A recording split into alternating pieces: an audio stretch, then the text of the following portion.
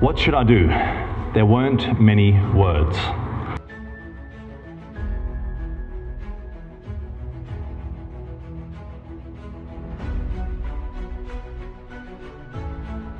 Born in South Africa, Johannesburg, and I came to Australia when I was young, and I was raised by my grandparents. It's my grandmother over there and it's my grandfather here. As a kid, I was animated, full of wonder. In our youth, we can actually learn a lot of lessons of how we were before things kind of change along our journey. So that animated, excited kid can kind of revisit later on.